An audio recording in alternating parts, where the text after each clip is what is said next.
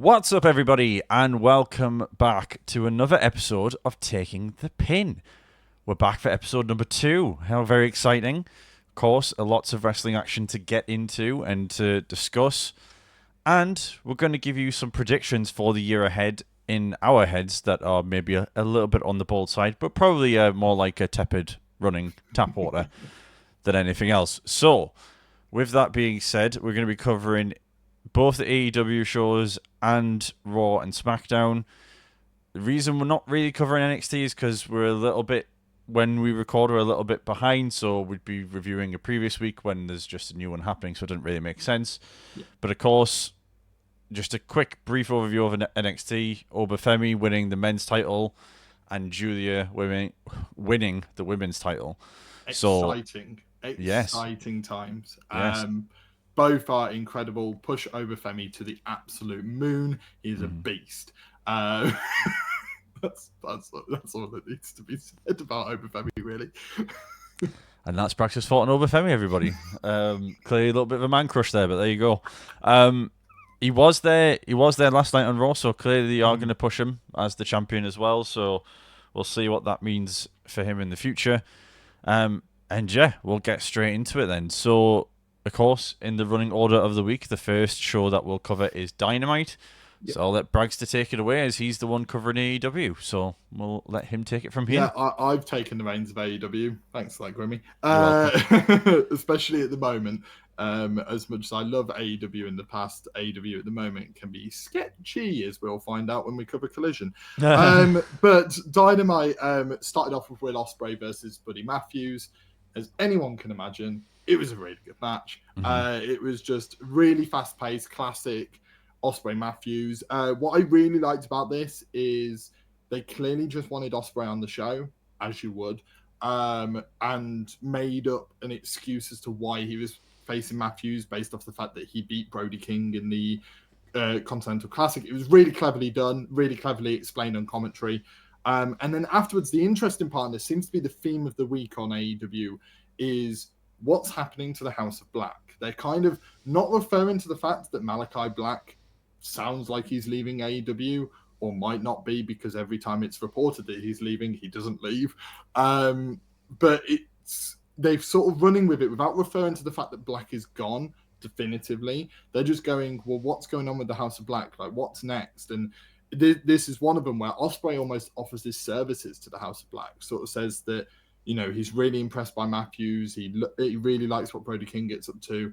And if they ever want to follow somebody, to follow him. And almost maybe hinting at a new United Empire type thing, which I'd be really interested in, because if you let Matthews and Brody King off the leashes, and sort of let them just do the flippy stuff that Ospreay does and sort of create this ultra team, I think it'd be really, really interesting. But he's not the only person that sort of offers his services, as I'll come back to later.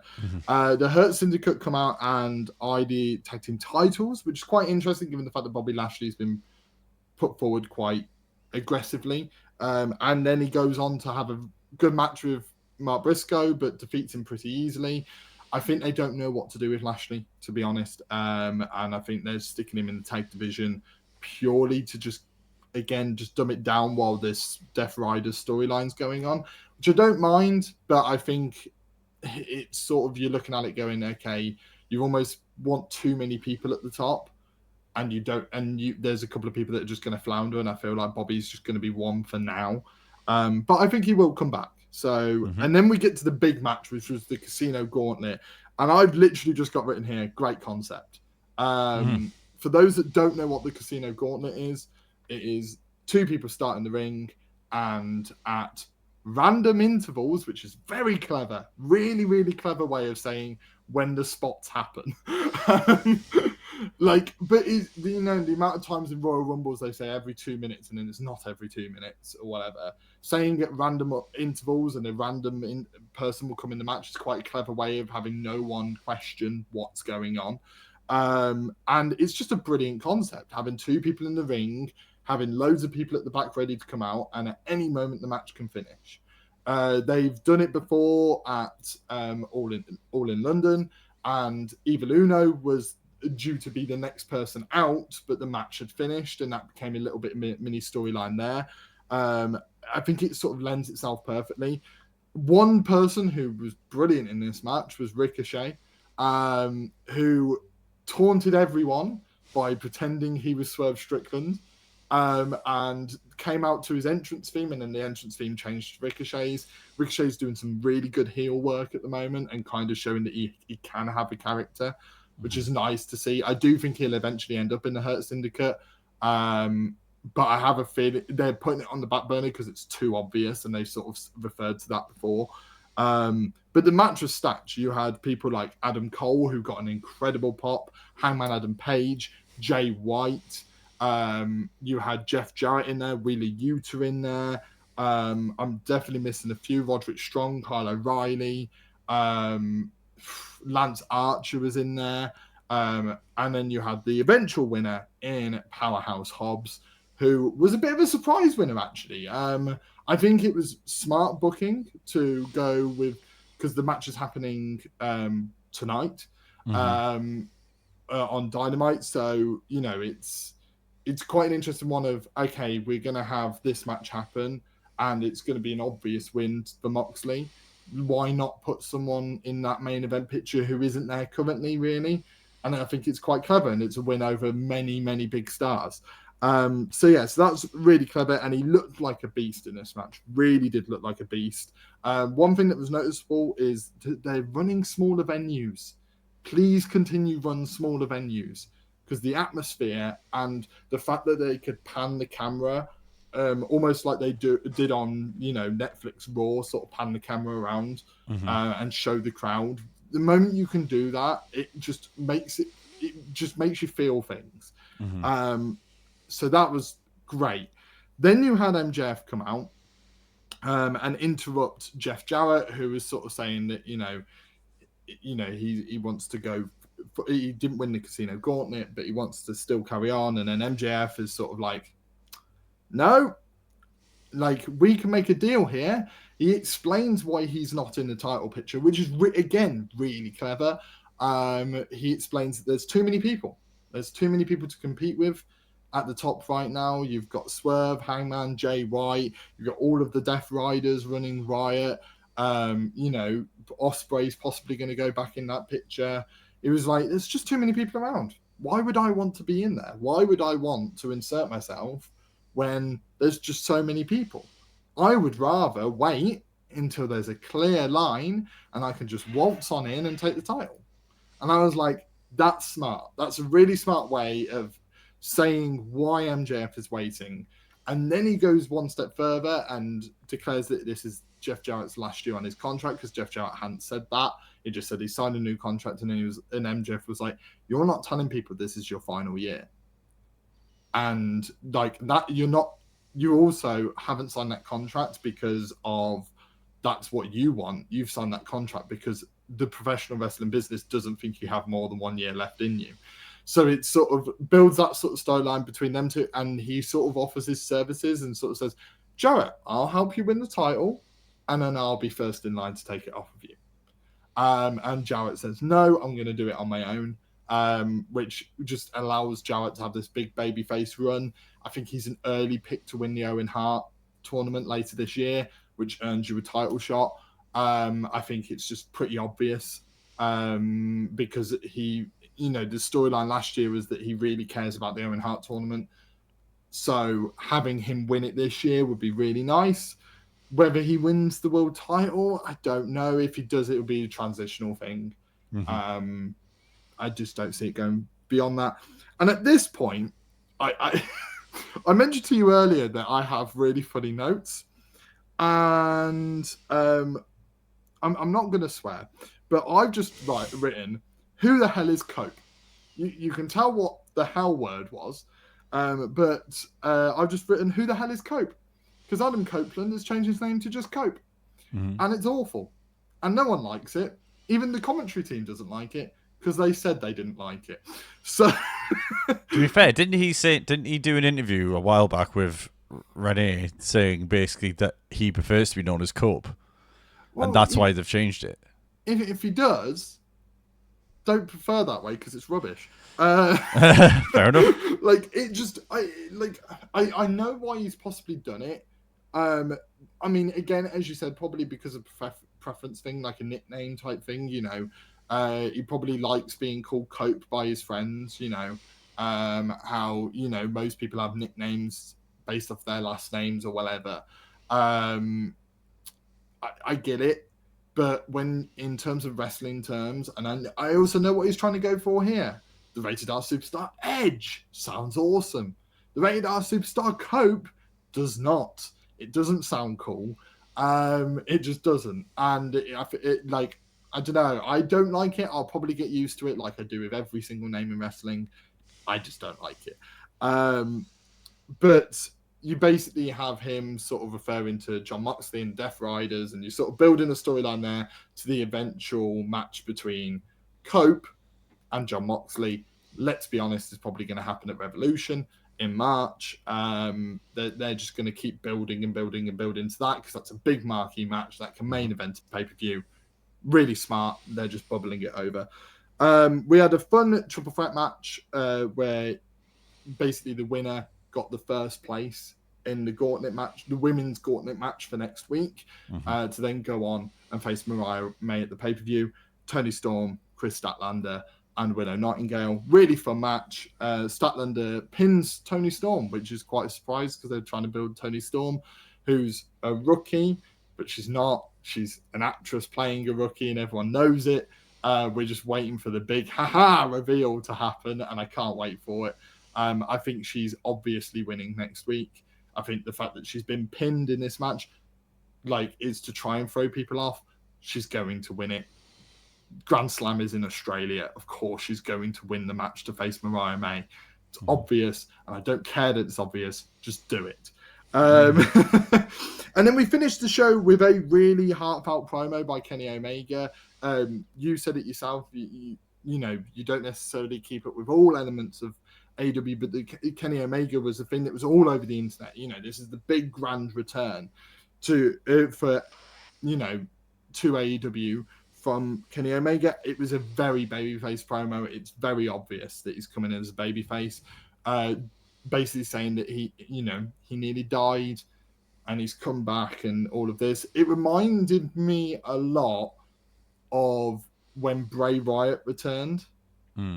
And he cut that really heartfelt babyface promo when he came back and basically said, "You guys saved me. You guys brought me back to WWE." It was similar sort of like vibes to it, of like that really heartfelt. You could tell it was from the heart, that promo.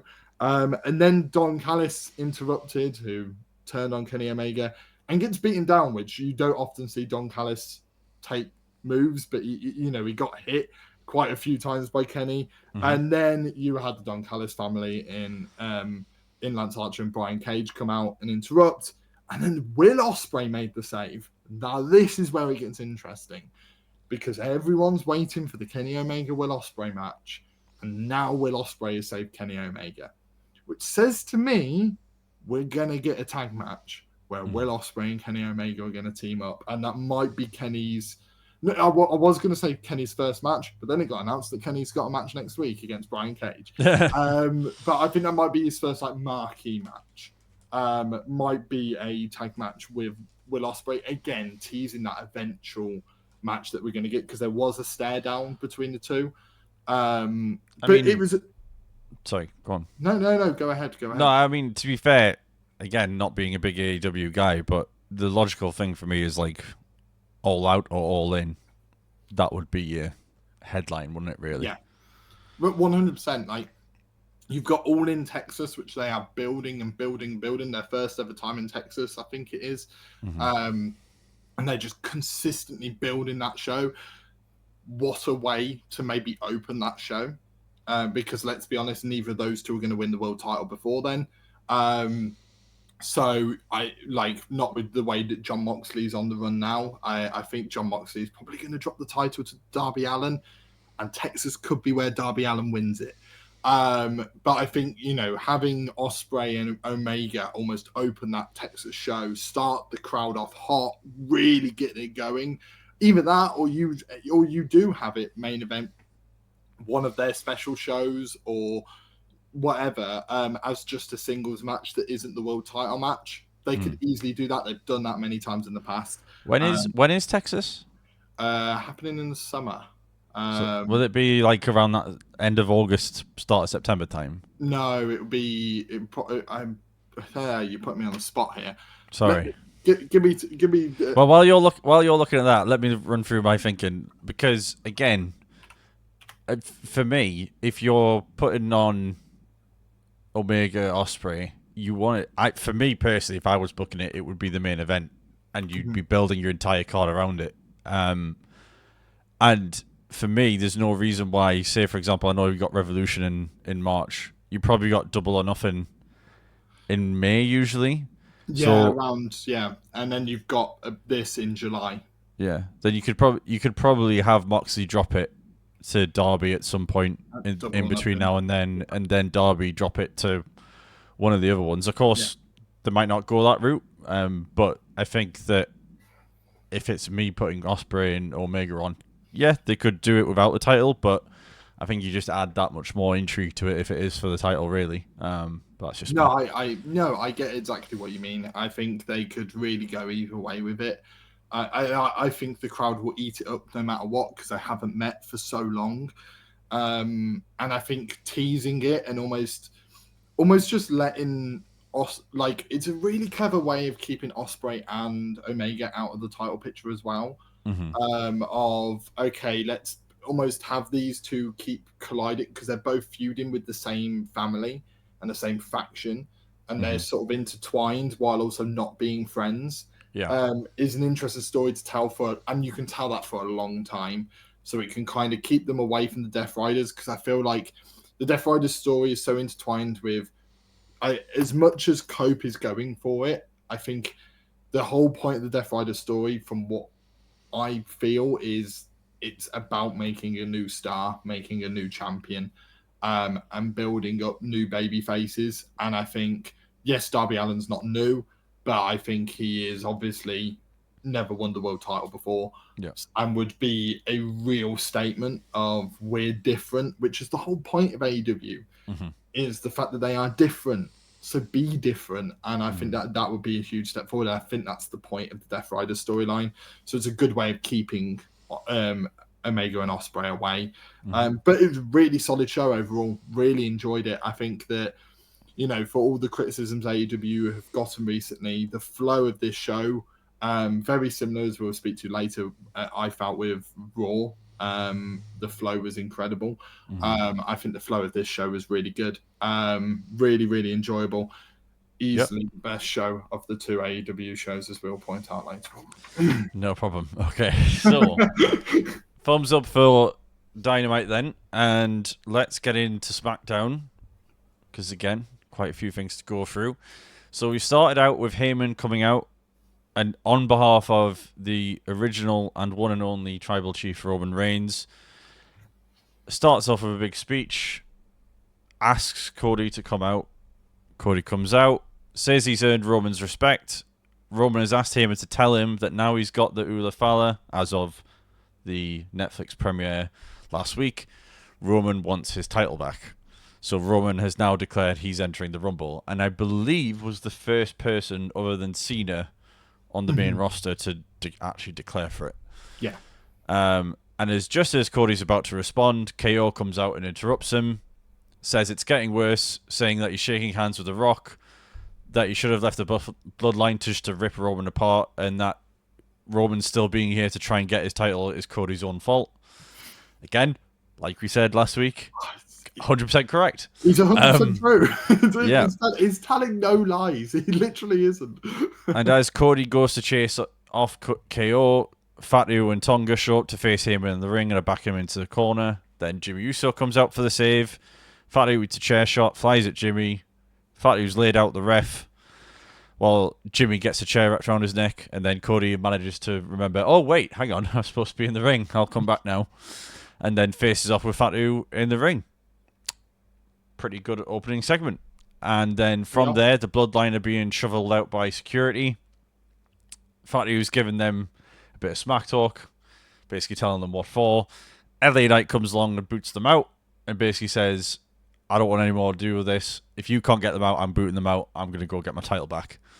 That was one of my favorite segments I've seen. Yeah. Like of the week is literally just it's just LA Knight's cool anyway, and that moment was just so cool that you've got one of the biggest badasses in Jacob Fatu running riot, and LA just chucks him out, just like goes go away. I cannot be bothered to deal with you. Yeah, I do have worries at times that because of how things sort of started for him after sort of his meteoric rise over the past year, and then it sort of started again a little bit. Maybe it dwindled a little bit, but then he has moments like that, and it's like it just reminds you why he is as well liked as he is. So next up, you had title defense of Chelsea Green with the US belt fighting Michin. And the thing that made me chuckle in this particular part was Piper dressed up as security with the shades and the earpiece as if she was talking to security as she was going along. Wasn't that great a match in all things considered, but Chelsea retained holding Michin's tights, and then Piper had the beatdown after. And then next up was a tag team match. You had Los Garza versus Pretty Deadly. Los Garza picked up the win. Again, it was an okay match. Didn't have too much to say on that one. I don't want to sit here and criticize people, but I just don't enjoy Pretty Deadly as an act. I don't know what it is. I can't. It doesn't click with me.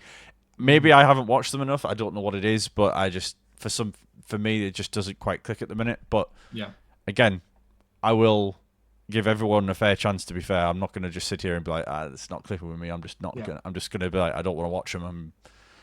I'm always open to be proved wrong about anything. So like I said, Los Garza pick up the win. Next up, you had LA Knight versus Nakamura for the title. Thought it was a pretty good match, to be honest. It was building to a pretty good crescendo, and then it got interrupted as expected after the initial segment by Fatu and Tonga, and ends in a no contest. And then Cody and Jimmy come out for the save. Kind of feels to me as if they are slowly but surely building this US title to maybe have like some sort of ladder match at Mania. With the fact that I feel like as much as we're sort of enjoying this Bloodline story, I feel like we're going to have some sort of match there. But I feel like one of those Bloodline members is going to be in that US title picture by Mania. And then obviously we've already got Andrade, Carmelo Hayes, Shinsuke Nakamura, LA Knight. You've already built 5 people there. Yeah. I feel like this is just more confirmation that maybe that's the route they're going down. Yeah, potentially. I also think there's a potential you could do Elimination Chamber with that. Yeah, that's a great shout. But I've also mentioned another match later which could have been Elimination Chamber, but I don't think they are doing. But we'll get into that. But again, like you say, I was about to say there that I think obviously it's pointing towards LA Knight and Fatu maybe having a bit of a feud going into maybe WrestleMania. And things building from there. We'll have to wait and see. But overall, I think those couple of segments really tied nicely together and were a good start to the show. From there, you had Motor City Machine Gun, which I had to try and pronounce about 15 times before recording this because I kept saying Motor Machine City Guns. And that's not the name of the tag team. Versus A-Town Down Under. To be honest, really enjoyed the match. I thought that it was definitely of the 2 tag team matches which were in close proximity. I thought that was a lot better than the other one. Seemed to have really good chemistry, and again, Grayson Waller's cocky little so and so when he wants to be. So he's always a good laugh to watch. And I did have a question on the back of this one.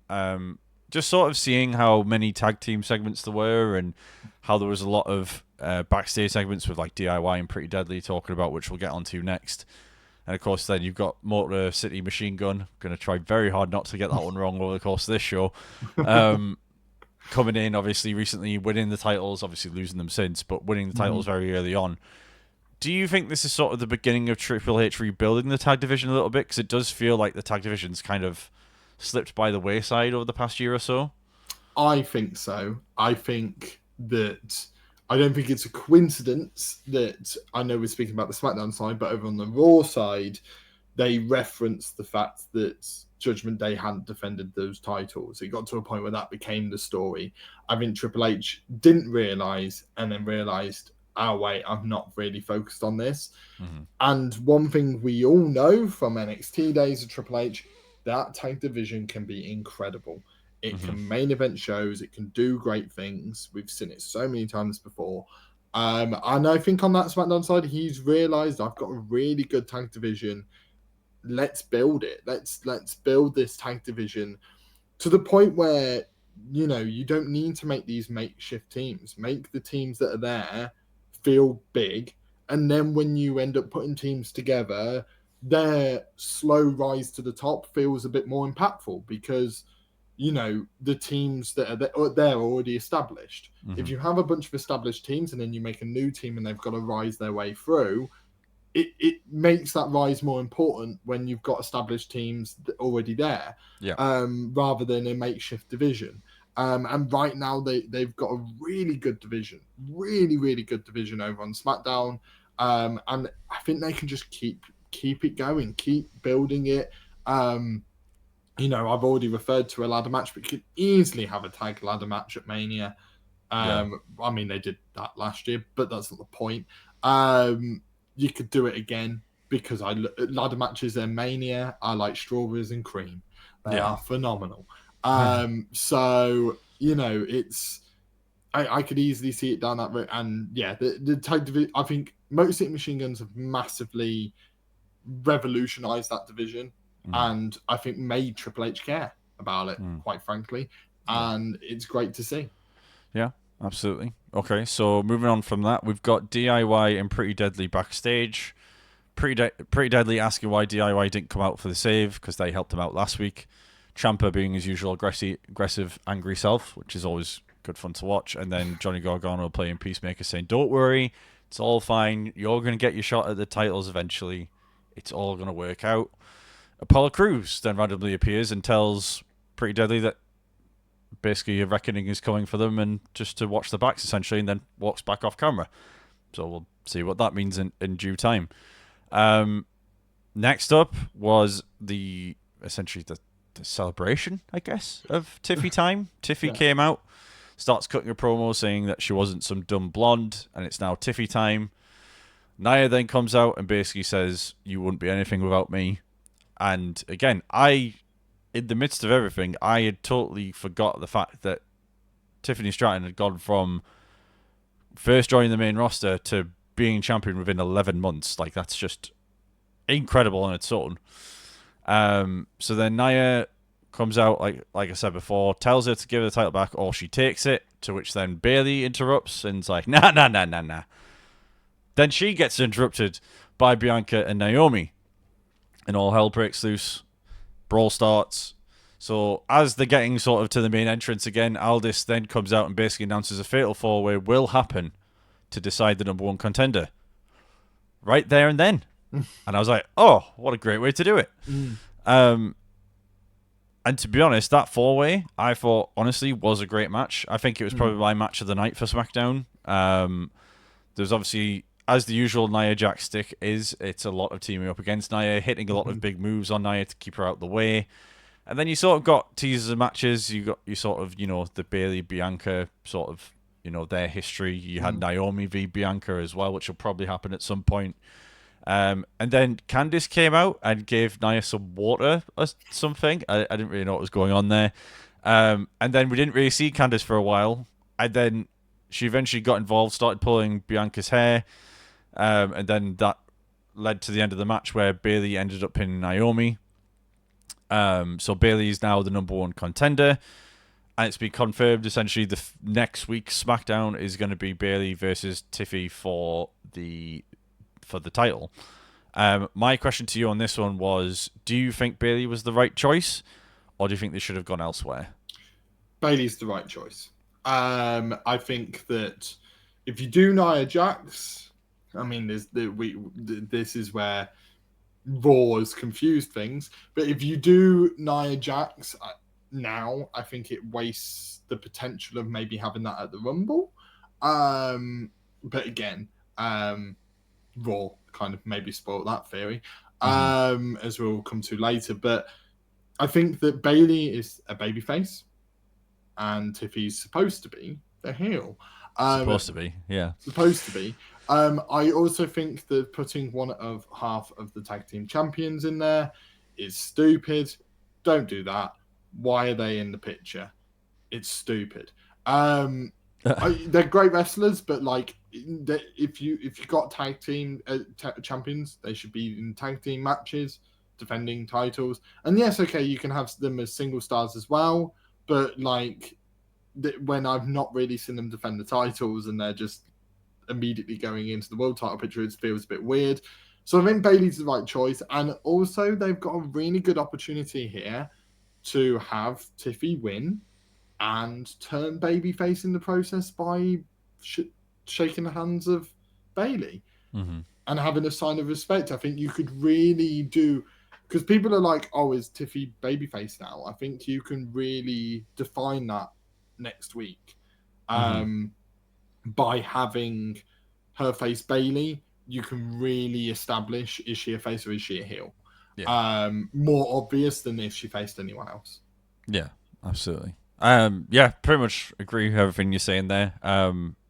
I sort of said you could have gone Nia to sort of finish off that story there and then without it sort of continuing on. But then, like you say, Nia turning up on Raw sort of confused things a little bit. But we'll wait and see. This was the one that I was mentioning before about potentially being an elimination chamber match.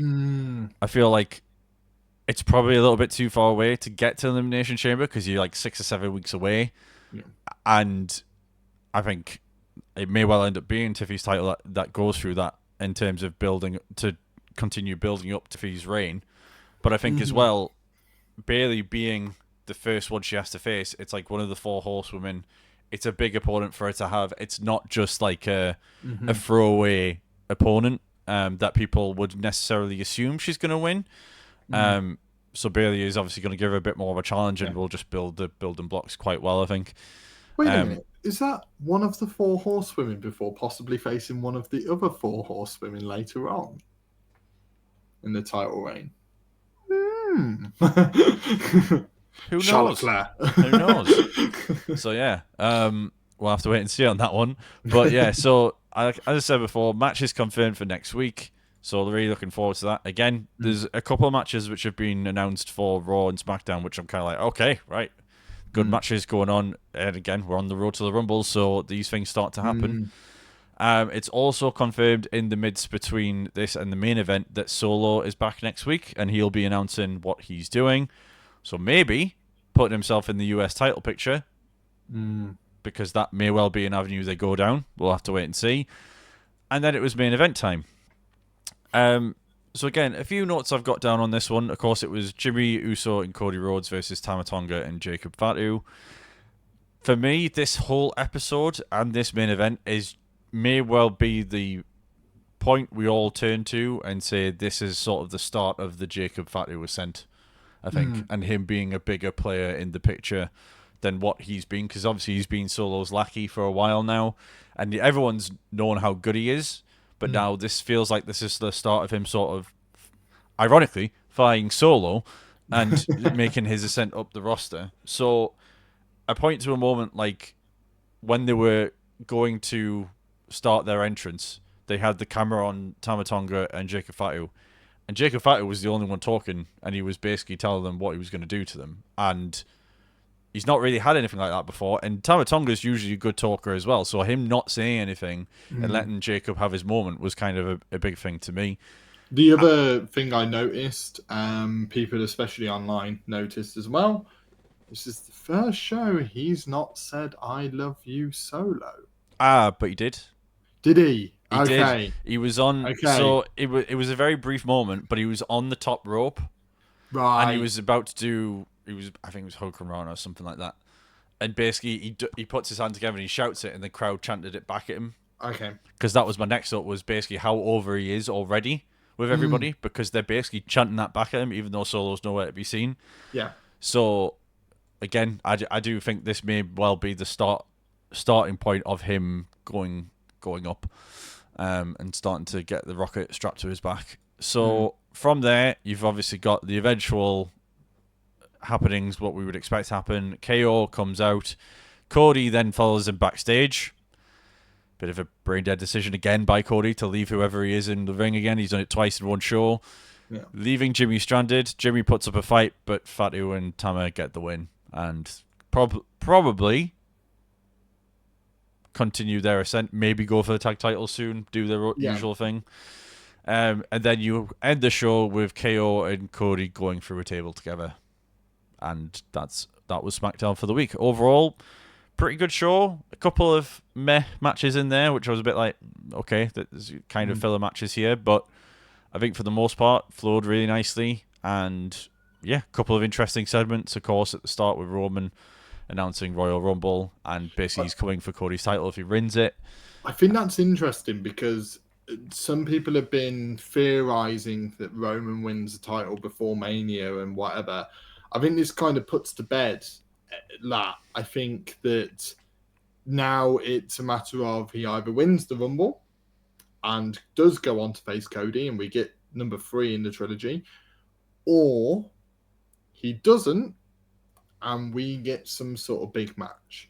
Whether that is The Rock, who miraculously comes back, or whatever that is, I don't know. But it's going to be some big marquee match, probably some bloodline-related shenanigans. But I think it's really interesting what they've done there because it's kind of ruled out him going for the World Heavyweight title. And by doing that makes things quite interesting in the sense that that's removed a lot of potential storylines from his WrestleMania plans. I disagree. Because not that I'm saying you're wrong, but I can see a world where Roman does win a title before Mania, but he doesn't necessarily have to win the Rumble. So again, using Elimination Chamber as the example, I think they could. I was saying last week there was a couple of things in my head that I could see happening, and with Roman sort of now being predominantly on Raw in this run-up, I genuinely could see him get that title off Gunther between now and Mania. And, of course, Punk's on Raw. That's kind of his main brand. Yeah. I do see that being a route that could go. I also think that you've got Gunther on a... I've enjoyed his matches and I've enjoyed the run, but I do think his run as a champion has been a little bit so-so. I don't think it's been as good as they kind of hoped. And I do think there is a possibility they do an Elimination Chamber match, which is for that title. And if it's for that title, you could go Gunther, Cena, Reigns, Punk, all those guys. Maybe Drew in there, Seth. Yeah. You could have a really big Elimination Chamber match. And it doesn't hurt Gunther too much losing that match because he's surrounded by Goliaths, essentially. And that could be how they maybe get to the Goldberg match. Yeah, exactly. That's a way to do it as well. So yeah, I think that's a possibility, and it was just the way when they announced it. I think they announced it a few weeks ago that Roman was essentially going to be on Raw predominantly up until Mania. I was kind of like, well, why would you have him on Raw if he's not going to in it? And obviously the Ula Fala stuff would have been done by Mania. Why not have him in and around that title picture? So I do wonder if something's going to happen at the Rumble where maybe the option of him going for Cody gets taken away, and then he's like, right, well, I can't have Cody, so I'm going to go for this one. Yeah. And then go from there. It's either that or The Rock does return. That would explain why it goes on Raw, because Raw's the flagship show. Yeah. And you'd want that rivalry on Raw. I agree with you. Those, if it is true that he will remain on Raw for the foreseeable and he will become a Raw superstar, 100%. I agree. That would make complete sense. That you'd either have to be in some sort of title picture or The Rock has to return. Yeah, basically. No, 100%. So that was SmackDown. A few other bits I'll get into in Raw, which kind of link back to a little bit of what I was saying there, but we'll get to that. So next up, the whistle stop tour of a painful show. Yeah. How many hours is Collision? Oh, it's 2. Oh, that's yeah. Oh, it's 2. Okay. It is their B show, whereas like you had Rampage, which was like a nice 1 hour. This is great. No, if Collision isn't good, it's yeah. Is that putting it kindly? Is it? That's put it kindly, yeah. Okay. Because it was this show was not for me, man. We had Edge versus Big Bill to kick things off. Due to the ongoing storyline between Rated FTR and the Learning Tree, which is Chris Jericho's faction, who were a big part of this episode. That might be part of the reason why it wasn't that great. But it was, the words I've used here, standard match. Standard. There were some really good near falls towards the end. It was very standard, very nothing until the end bit where it started to ramp up and he had interferences that then led to some really good near falls. Big Bill looked incredibly strong. I think he kicked out of one spear. There was a lot to get him down and for to the mat. Big Bill was great. I actually think he's being held back in this Jericho thing. I think it's the Jericho thing's putting him on the map in terms of you realize how good he is. But I think sooner rather than later they need to actually just push him as a singles guy. But AEW seem to have an issue with pushing big people, which is why Powerhouse Hobbs surprised me. It was because they do struggle. We've seen them struggle with Brian Cage, Wardlow, Lance Archer. They struggle over and over again with booking big people. And that just happened again. So Edge wins that to the surprise of absolutely nobody. Cope wins that.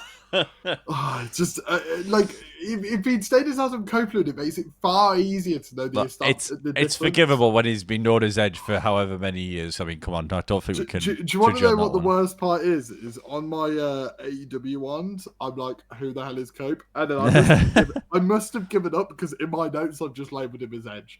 Incredible. So Cope wins that to the surprise of absolutely nobody. And then it sort of ends in this big brawl between Rated FTR and the Learning Tree. And that sets up the main event between Chris Jericho and Dax Harwood, which should have been a good match. It wasn't. And then we get the announcement of a death match for next week, a Texas death match, which will be incredible between Hangman Adam Page and Christopher Daniels. That's just going to be brilliant. Really good way of, again, making Hangman look like an absolute beast. And it would be great to just see Christopher Daniels back in the ring again. We have a really fun match, actually, next between Pac and Commander. Two high-flying maniacs just going absolutely mental, which I just love. Pac picks up the victory. This happened because Commander cheated to win against Claudio Castagnoli a few weeks ago. So after the match, Claudio comes out with Wheeler Yuta to go and beat down Commander. Then the Outrunners come out and clear the ring. Ding, ding, ding. Outrunners versus Claudio Castagnoli and Wheeler Yuta. Just like that. Incredible transition between one match to the next when it involves the same faction. It just flowed so nicely to the point where, okay, we just had this. On, we're going again. This is great. We go straight into that match. Fun match. Really like the Outrunners. A lot of people love the Outrunners, so it's not going to seem like a big shock to anyone. Funnily enough, the Death Riders win again because Death Riders win all the time. That's kind of the point of the story. Then we have, and I'm not calling it this for anyone that doesn't watch AEW. I'm not calling it this. This is what they called it. We had some hot girl graps next between Harley Cameron and Mariah May, which was quite like two characters who are like possibly a bit Chelsea Greeny in the sense of like harken back to the Divas sort of era and just doing it as like, and it's great. They were both really good match, really simple match. Harley Cameron's great. I think that she's got a really high potential. I literally wrote two fun wrestlers. They're just two people when you're watching them in the ring, their character work and everything. they almost make simple moves look entertaining because of their character work. And yeah, it was really good. But Mariah Way obviously picks up the victory. It was a non-title match to sort of, I think, put the descent of maybe Harley wins, but of course she didn't. Mariah Way won. Then we go to a Brody King squash match. That is exactly what it is. It was just a Brody King squash match just to get Brody King on the show. But now it gets interesting. This is the thing of the whole arc of AEW this week with the House of Black. Cope comes up to Brody King, kind of tells him that you've had many moments where you've been in these tournaments, you've had title matches, you've won battle royals for title matches, you've gotten to that level, and you've never quite taken the reins. You know, you've had a leader for so long. Maybe it's time for you to step up, you to become what we all know you can become, and that's a star in this company. You know, and I sort of believe in you. I sort of feel like almost like a hint of I can take you there. I feel like I can help. So it's two people in Ospreay and Cope sort of offering their services to the House of Black, sort of this post-Malachi era for them. Yeah. It's quite interesting rather than just almost splitting them up or changing them. It like having everyone sort of offer their services because they've noticed there's no leader there anymore is really interesting. Now, this could mean that Malachi is not leaving, and that's what becomes the story, is that Malachi's gone for a few weeks and then everyone's trying to offer their services to the people that are in his faction. That could be the story, and all the reports could be wrong. All the reports could be right, and this is a really good way of stepping forward. But that seems to be what AEW's movements going forward are with the House of Black. I really like it. I think it's the crowd love the House of Black. They love cheering for them because they are great wrestlers. Let them cheer, move them babyface if that's where it's going to go. Clever. That says a lot when that's one of the highlights of the show. Then we've got TNT title match between Daniel Garcia and Shibata. This is going to be some people's cup of tea, this match. Not my cup of tea. It didn't blow me away. It was, for me, pretty average. And it says a lot when I haven't written many notes on it, because it kind of just went by. I get it. I get why people like that maybe style. I'm not the biggest fan. So, you know, I'm probably the wrong person to sort of praise that match in any way, shape, or form. But my question I was thinking during that was, why isn't this the main event? You've got a title match, and it's not the opener, and it's not the main event. It kind of felt a bit odd to me until we get to the end of the show, which was Jericho versus Dax Harwood. I'll speak about the end in a minute, but it was very, very average. It says a lot when the first match of the night I said standard. This one I've put very average. It was just, again, like, I know Jericho can do great matches. I know Dax can do great matches. Something just didn't feel right. Something just wasn't flowing for me in this match. And then there was the huge botch at the end that I think everyone's seen on Twitter, which they go for the hit with the title, clearly hadn't told the referee that that's what was supposed to happen, or the referee forgot, because the referee didn't bump, and then they moved the referee. Then Jericho pretended to punch the referee, and then Dax went to hit a move, kind of hit the move, and then sold it as if he had been hit, and then he wasn't hit with the title, and then was hit with the title. Yeah. It was a mess. It was like, even if you were enjoying that match up to that point, it was an absolute mess of an ending that really left a sour taste in the mouth. It's a real shame, because you look at the matches that were on this card, it could have been a good show. It just wasn't. And then you've got a chaotic ending. You had Rated FTR, you had the Learning Tree, you had the Death Riders all coming out, all brawling. It was the classic wrestling trope of a big brawl to end the show between multiple factions. It was really, really good. Then Powerhouse Hobbs comes out and again gets involved in the brawl, and Moxley grabs a chair, hits Powerhouse Hobbs with it, and Powerhouse Hobbs no-sells it. And he looks like a monster. And it like Moxley's face, everything, and then like Powerhouse Hobbs goes for him and he whisks away, he runs away. But you sort of had this moment where you've got this guy who maybe hasn't been in many main event situations. Mm-hmm. Moxley in character is even probably thinking, I've got this. That one moment made you believe that Moxley's now scared of him. Yeah. That Moxley, maybe you could tell on Moxley's face, this is going to be harder than I thought. Yeah. And that was a really good way of making Powerhouse Hobbs look like a star. They did a really good job of it on Dynamite. They did a really good job of it in Collision. If anything good is to take away from Collision, it's the presentation you got at the end of Powerhouse Hobbs sort of standing tall. Yeah. But unfortunately, this wasn't a great show. It did feel like a bit of a slog to get through. 2 hours of this TV. Next week's Collision looks better because it's a grander week for AEW. Yeah. It's like one of their special weeks where there's this big like 12-man tag, and then you've got the Texas Death Match. But yeah, this week wasn't great. Well, I mean,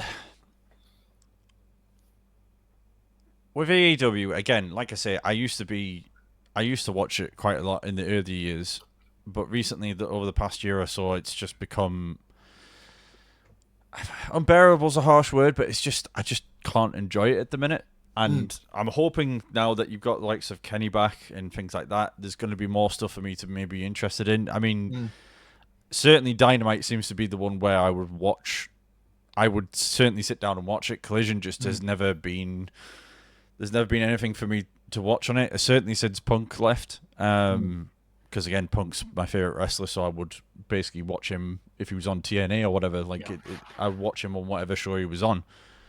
But it just feels with AEW they've got more than they can chew at the minute in terms of the amount of time they've got to fill. And I know they've got rid of Rampage, which was the hour-long show, but it just feels like two hour-long shows in a week seems a bit too much for them, especially with the roster they've got at the minute. Yeah.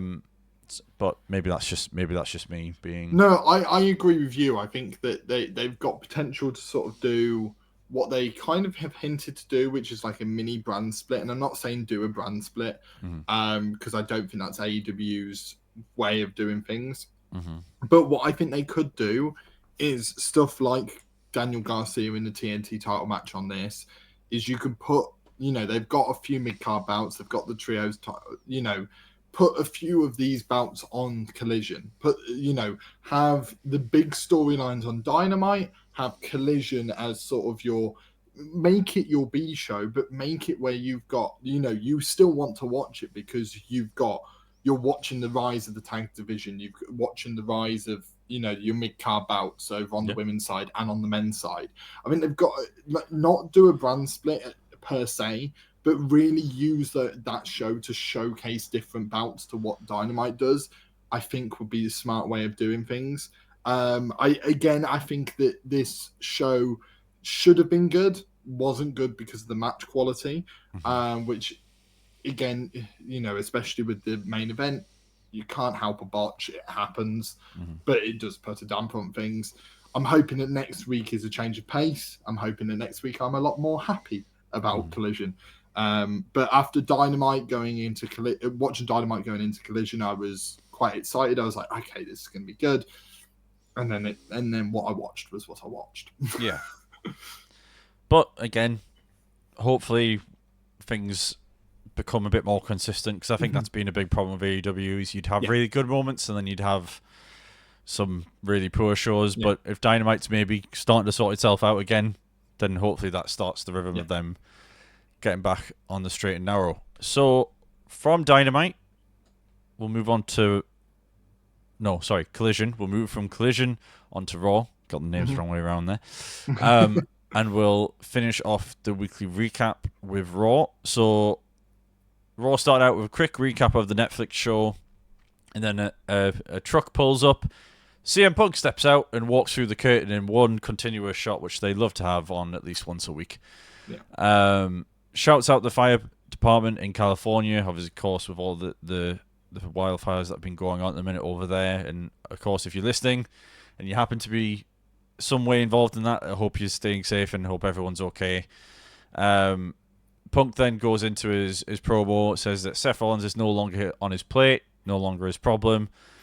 He thought that after the injury last year, his career might be coming to an end, and maybe not so distant future that it might be over. That people couldn't see his dreams and that he couldn't see them either. And then did the Cena wave. And then my favourite line of the promo, which was made his biggest setback his biggest comeback. Mm-hmm. And then declared himself for the Rumble. Yes. More declarations to come. And then as he's about to wrap up and play his music, Seth then comes out. So good. This moment was just... I literally wrote down incredible timing. The fact that he's like, run my music, and then you hear Seth's music. And his reaction and just being on the ropes going, why couldn't it have been Rhea Ripley? Please, why couldn't it have been Rhea Ripley? Like, it's just like... The best way of describing it is like an old man is just so done with like somebody. It's like an old man being done with his child. It's like he's like, oh, not you.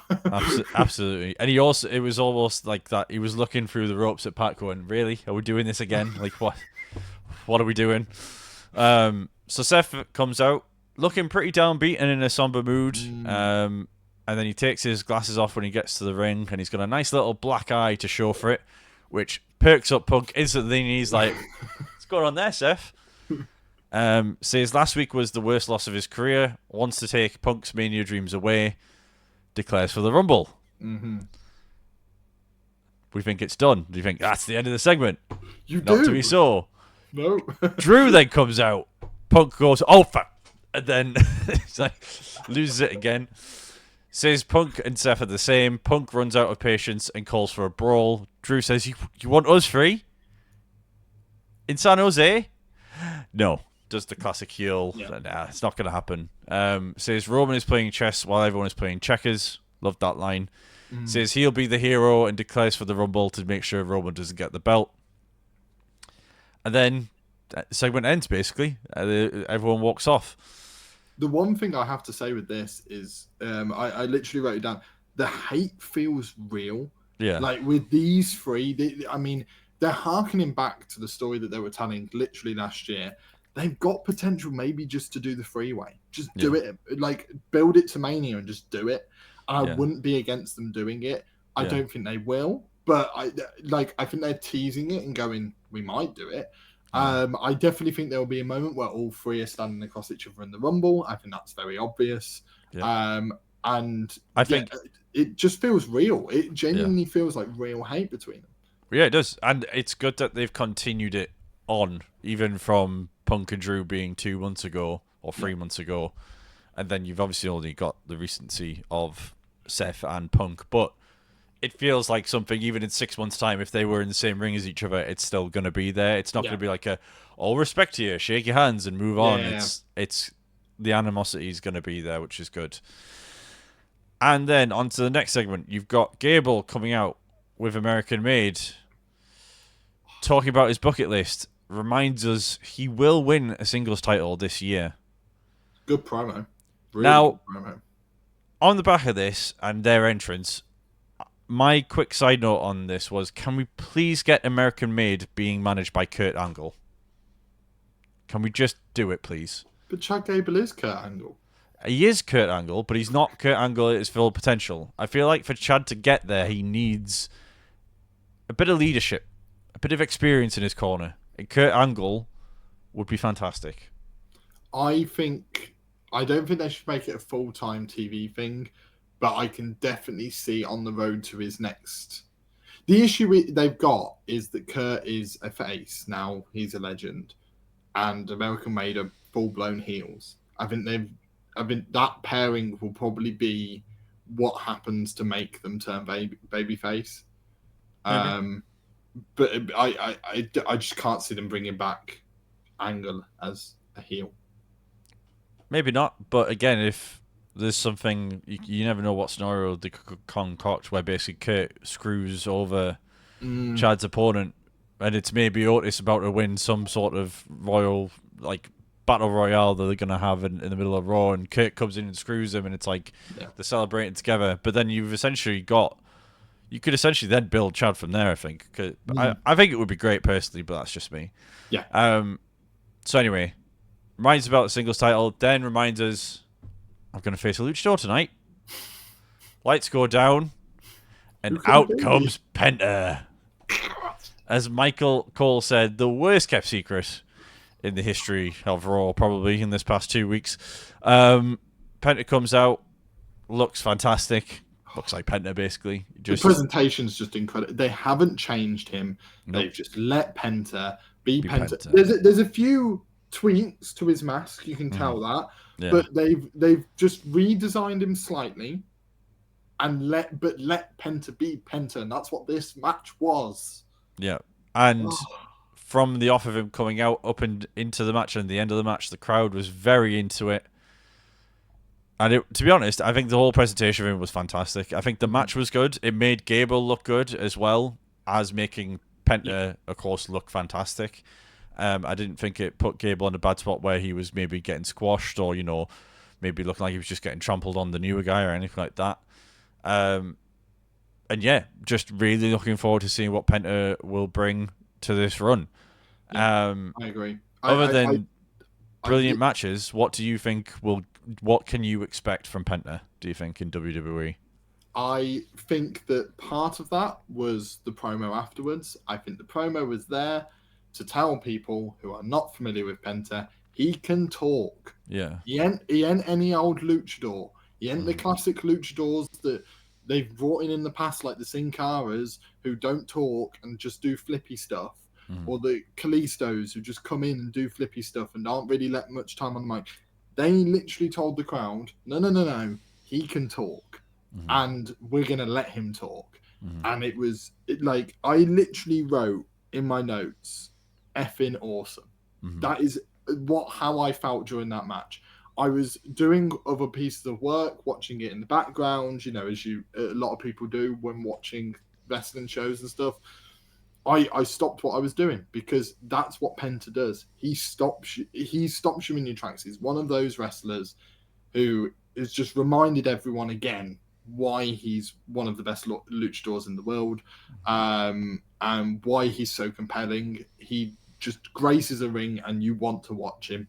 I think they'd be very, very silly not to have him have a very good run in the Rumble. I think have him come in early, do some really cool stuff, have him stay for a while, and please give him a moment where he is stood with the, when you get to the sort of back end where you get a lot of the big names, have him have moments with them and tease potential feuds. I think that Rumble match, you could make Penta into a star. As if he's not already, because everyone's already chanting Zero Miedo within one show. I thought it would take WWE 4 or 5 shows to work out Zero Miedo. It didn't. It took them 1. Yeah, I know. Which, to be fair, in the previous era of WWE, I think we'd be 10 months into the process and no one would know what he'd be doing. Yeah. But nowadays, it's a totally different kettle of fish. And like you said, after the match, Penta has a promo again. Some of it in English, some of it in Spanish, and again, wasn't a problem. I think the passion that came across, it didn't really matter. It was also in a city that speaks Spanish. Yeah, of course. Yeah. So it made even more sense in the respect that you can hear from the crowd reactions. They all understood what he was saying. Also, if you read the translation, everything that he says in the Spanish bits isn't relevant to the storyline that they're telling going forwards. He said in that bit, he just thanks everyone for being on this journey, how he's excited to represent Mexican and luchador wrestling, how he loves his family, all of this. And then he goes back to English to say the important part of this is not just the new Netflix era, not the new WWE era. This is the new Penta era. And it Zero Miedo. And he doesn't even say Miedo. He lets the crowd do it. How he is that over in one match is beyond me. Like, it's just ridiculous. It was mental. I knew how great it was from seeing him on like AEW and watching various matches of his online. But to see him get that reaction straight away is very exciting, and we'll have to see obviously how they go about building him from there. So the next segment cuts to backstage in the Judgment Day hut. Liv and Raquel appear to speak with Balor and co. Then Dom appears with some roses, like the little slime ball that he is. And then Liv says, "I'm not mad." Which, to anybody who's ever been in a relationship with anybody ever, means she's mad. She's livid. Chucks the roses at Carlito and tells him to put them in some water, and then tells Dom to go get the bags from the car. And emphasizes, "I'm really not mad." Finn then says, "You've got a lot to learn, Dom." Because Dom's like, "She really isn't mad. Like, I've pulled a blinder here." And Finn's like, "Oh, mate." So much to learn. And again, I still think there could be something with Finn and Liv teaming up and getting rid of Dom. I think Dom goes in the transfer window and doesn't know about it. I think that's what they do. I think they move Dom on to SmackDown and they don't tell Dom. Mm-hmm. Actually, thinking about it, that's your sixth man in the US title picture for the Mania. There we go. There you go. There you go. Thank you. That's just I love how you lean back and just fold your arms, just like, figured it out. That's filled the extra spot that I couldn't fill earlier. I think that's what they're doing. I think they're teasing this slow, it's just going to happen, and he's not going to know about it. Yeah, I think it'll be a segment on Raw where he's just not let into the building, and he's like, "Why?" And then they explain that he's been moved on. Yeah, fair enough. Okay, so the last bit of that segment was Dom offered to help Finn with Damien because obviously they've got their street fight later. Finn tells him to keep Liv happy by going to get the bags and leave it to him. We then cut away to the next match, which is going to be Sheamus against Ludwig Kaiser, with Braun sitting ringside, because essentially it's going to... They didn't say it, but essentially it's going to be a number one contendership for the Intercontinental title. And the notes I've got written down is that Sheamus has basically become one of those things that if I hear his match coming on, I'm going to sit down and watch it because they're just fantastic to watch every single week. As he puts it, banger after banger, baby. So literally is. And again, it was the same again this week. You had a bunch of stuff going on. You had Ludwig diving, drop kicking Sheamus into the barricade. You had the little segment in the middle where Ludwig was kicking Sheamus on his chest with his knee, and then Sheamus gets up with barrel shots of his own.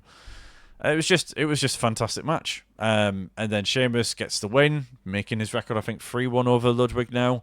Mm-hmm. And then Sheamus and Braun meet eye to eye and have a bit of a scuffle, and then it cuts away. But again, another great match. I don't know if you had any thoughts on that one. No, I literally, my one note was fun match. It was just enjoyable, as you said. You're just watching it and just smiling. You know, it's a lot of fun.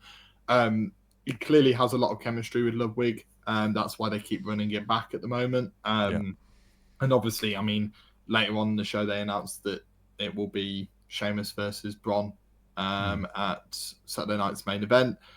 The only concern I have is how many times are you going to have him not win it before it becomes stale? I worry that he's going to have that many opportunities at the IC belt that it actually becomes stale by the time that he actually does it, and the crowd don't care anymore. That's my only concern, because there's only so many times you can have someone fight for a bout before people are like, "Oh, okay." And I don't think it's at that level yet, but if they plan on doing that at Mania and having that big Mania moment of Sheamus winning it, I worry that running it at Saturday night's main event and possibly, having them intertwined all the way to Mania could make it stale by the time we get there. Maybe. Or you have something where Braun wins and then Ludwig gets it in the midst of that, whether it's at a chamber or something like that, and then Sheamus is like, "I've beaten you so many times. This is my moment. This is where I'm going to get it." Maybe that's how you do it, but we'll wait and see. So after the Sheamus match, we cut to Seth backstage. It's then announced that Seth v. Drew has been announced for Raw next week, which, again, fantastic match at Mania last year. And to be fair, for me, is a pay-per-view level match on Raw, which is interesting. Probably will be the main event, I would imagine. Mm-hmm. And then Sami Zayn comes into picture, offers an ear if Seth needs it. And Seth's like, oh no, don't worry about it. It's a great week for you, Sami, because Roman's got the Ula Fala back. Basically going to be his lackey again now, and everything's going to be hunky-dory with the original bloodline. And to be fair, for me, that raised the question of now, what does that mean for these followers, I'll guess, of Roman? Because I think we've got a bit of an answer later on with Jay, because he's obviously helping. He's going to be in the title picture with Gunther. Yeah. But of course, you've got the likes of Jimmy, who's being left hung up to dry a little bit by Cody and SmackDown, and then you've got Sami, who's sort of in no man's land at the minute, not really got a feud going on. Yep. So, do you think that Roman's going to go out on his own, or there'll be a bit of regrouping and go from there, or? I think I literally, because there's a segment, may as well tie it in actually into what I think, because there's a segment in a moment, literally like seconds after with Cross, Miz and Sami, and I literally wrote what is happening with Sami, because Cross is like, I see like breakups in your future, like basically saying that it's not going to be all honky-dory with the bloodline, and as we all know, Cross can tell the future, and has done on multiple occasions. Don't get me wrong, it wasn't on purpose for a very long time, but now it is. Classic WWE thing of being like, we thought this the whole time. No, you didn't, but I appreciate you putting it into storyline now. And I literally wrote what is happening with Sami, because he was like, I'm going to speak to Pierce, which says to me he wants to move to SmackDown and is going to move to SmackDown. I think he's going to move, and I think Kevin Owens is not going to be a very happy man, and we get that at Mania. I think that's where Sami goes. I think Sami moves from Raw because the bloodline moved to Raw. I think that's what happens. There's going to be something to do with this transfer window, and I've got a feeling that's what Sami's thing is that he separates himself from Roman, which again, I could be completely wrong, and that's what I really like about this, is I don't know what's happening with Sami, and I like the fact that I don't, because it makes me want to watch more. But yeah, I really don't know, and it's exciting because I love Sami, as a lot of people do. So yeah, I'm excited. Yeah, absolutely. I did, when I sort of did a bit of a way too early predictions thing back in like November, when everything was happening in War Games and things like that, Survivor Series, I did put down KO and Sami with the sort of bracket of don't know how we're getting there, but we'll get there, essentially. And then when KO turned, I was like, here we go, this is how maybe we start. Didn't foresee him having this feud with Cody as good as it has been, so it'll be interesting to see if that does end up happening. Next up, sort of the main segment, like you've touched upon there, Miz and Karrion Kross. Wyatt 6 have been moved to SmackDown, so that fight's now not happening, apparently. Well, the only thing I had with this in my head is the Wyatt 6 have a thing of attacking people who turn on other people, which does describe Kevin Owens. So for me, if it's not Sami, then it's going to be Howdy. I presume that KO goes to next, because it makes sense with the Wyatt 6 and the way they do things of attacking people who have betrayed others.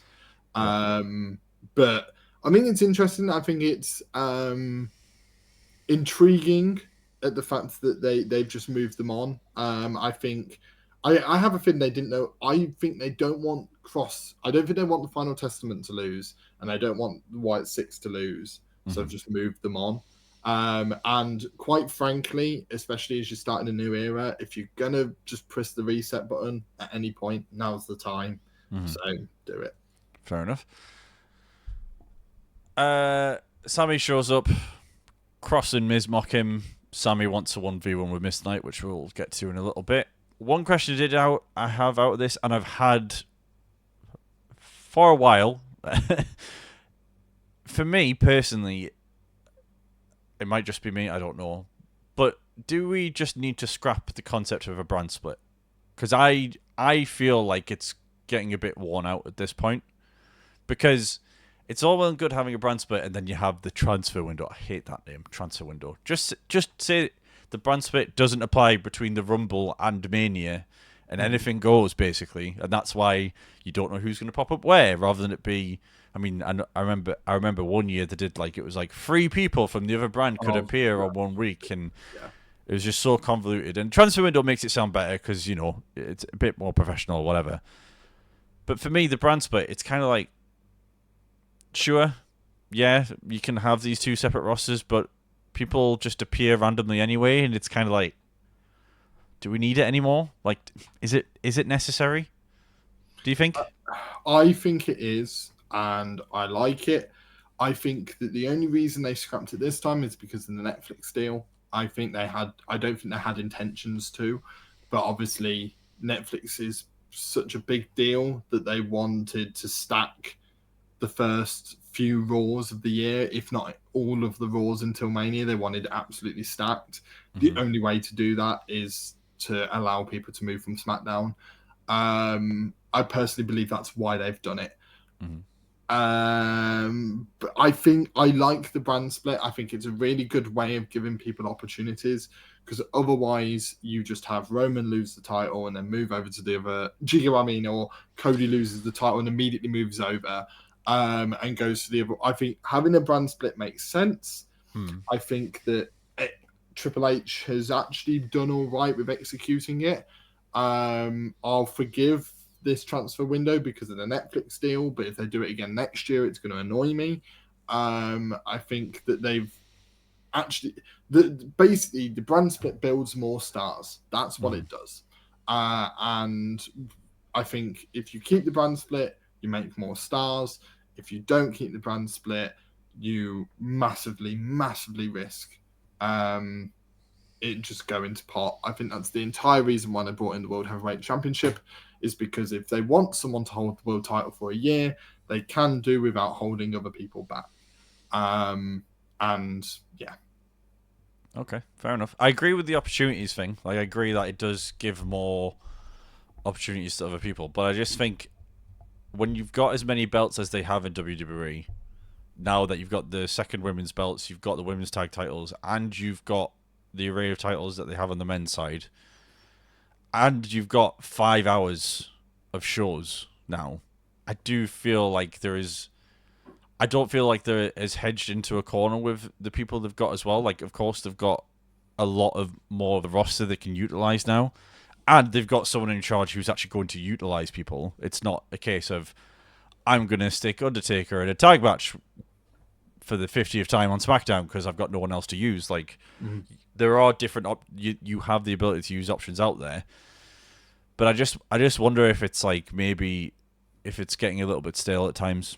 I maybe it's just me being maybe a bit tired of it. I don't know, but it'll not change because the brand split is a brand split, so it'll stay forevermore. But we'll have to wait and see. So from that one, we'll move on.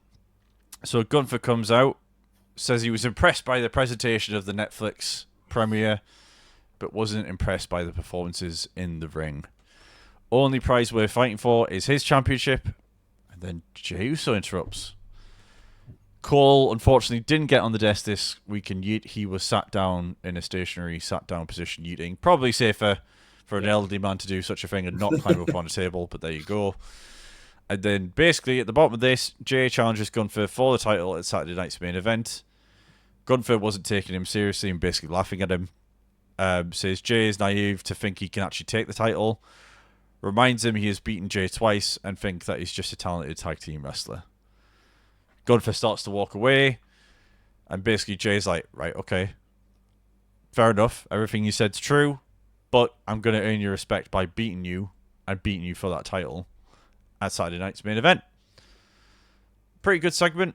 I think it did well. Again, it's another good Jay segment, I think, like we were saying last week. Jay looks like a star. Again. Yeah, it's continuing to make him look good, and mix it up with the bigger names and the main title holder of the show. will only help him further on down the line. Next up, you had probably historically the most significant moment of the show, Dakota Kai versus Valkyria for the Women's Intercontinental title. So obviously the honor of being the very first champion. Mm-hmm. And they also added a little bit in just before the match started with Bayley's promo, which did a good job of hyping up the historical significance of it. And she still had time to call a big idiot with the crowd as well, which was nice to see, keeping that little rivalry going. So in terms of the match, my notes on this were most of the offense seemed to be with Valkyria early on, until Kai managed to hit the GTK, and then Valkyria managed to roll out. What moment? Yeah, no. The crowd went wild, like absolutely wild. You gotta think, like, you know, it's all well and good, like people being like, oh yeah, but they go wild like that all the time. I'm like, yes, but this is two people who have never won a singles title, who on the main roster. Before you come at me, I didn't say anything. I meant the comments. Oh right, okay. Go for it, comments. You know, they've not won a singles title on the main roster. They are, let's be honest, not household names at all, and they got that crowd so invested in that match to an entire, like, to a level where the fact that she hit the GTK, Valkyria rolls up the ring, and the crowd are on tender hooks. Was just, it was sublime. Really good. Yeah. And then Valkyria gets back in the ring, hits the Night Ring for the win, and wins the Intercontinental title and becomes the first ever. Again, they have a bit of a moment at the end where they hug, point at each other, do the usual celebration for Valkyria. So my main question out of this is, are they going to be able... I think it's going to be easier with the Intercontinental title to build it than the US Championship at the minute. But do you think they can build this title to have the prestige? Because again, we've had titles come in the past and they've not necessarily been able to hit the mark and have sort of gone away quickly. Do you think they're going to be able to keep this title and keep it meaning something to people in the long run?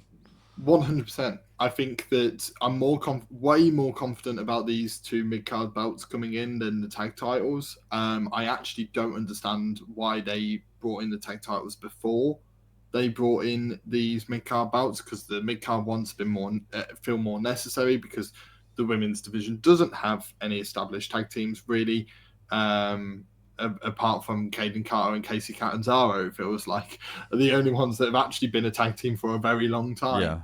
I feel like for me this has been way more necessary, because you can use it the same way you do with the men's one, which is it's there to build people up, you know, that when a main eventer you don't want in the main event, they can come down and get that title.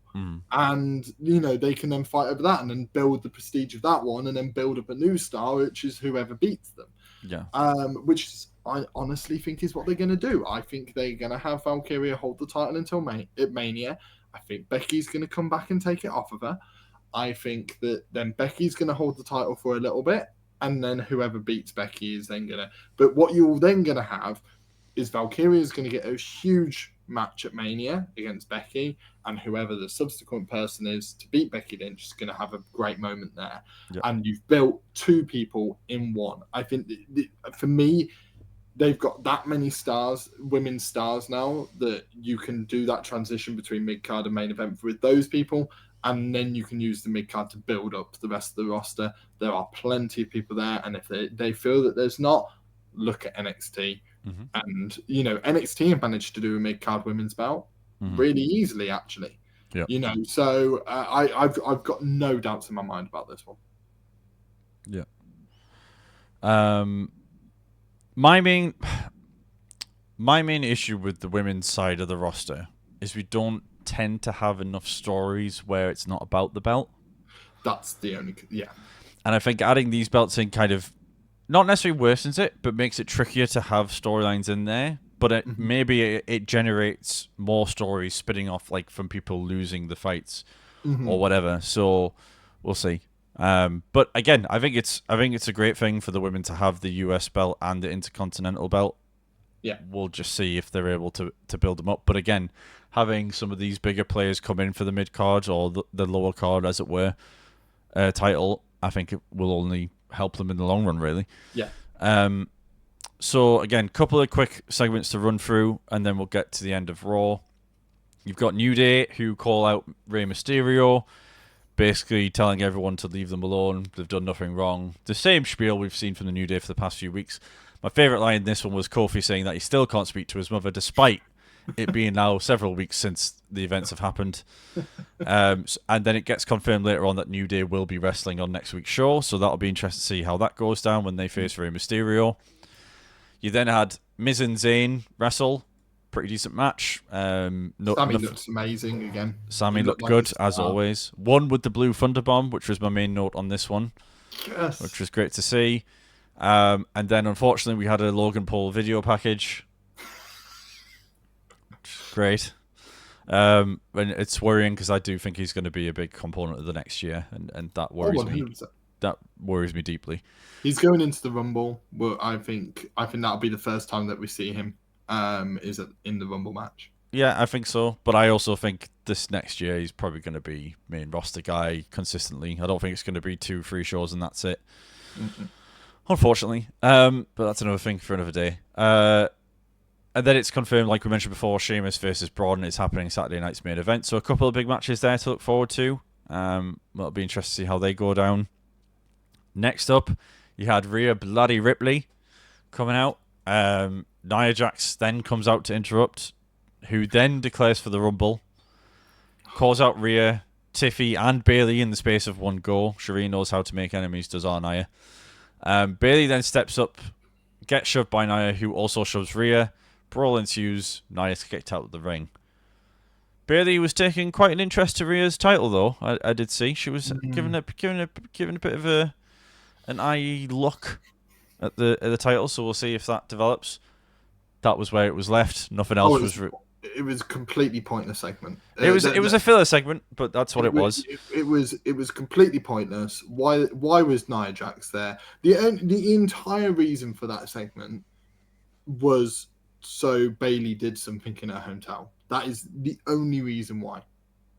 And you're gonna, and again, it's a 3-hour show. You're gonna have these segments in there every now and then. So, but we hadn't up to this point. I know, but it was before the main event. You're not gonna have a massive segment before the main event, are you? Like, just have someone talk for 5 minutes. It's okay, fine. fair enough. Right, fair enough. So moving on, JBL confirmed to appear next week.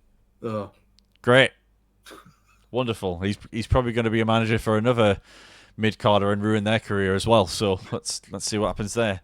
Sorry, Baron Corbin.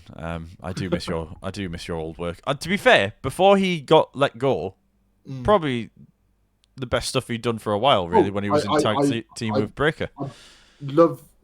I've never criticised Baron Corbin for his work. I've always criticised the booking because whenever he's been given something, he has done golden things with it. Yeah. I actually saw recently that him under his new name, which I don't know off the top of my head, is facing Josh Barnett at a Bloodsport event. I think at the start of February. So it'd be very good to see him back in the ring. Obviously since his release, and in a prominent position as well on Bloodsport, which is really nice to see. Yeah, it'd be cool to see what he does next. So main event time: Finn Balor, Damian Priest street fight.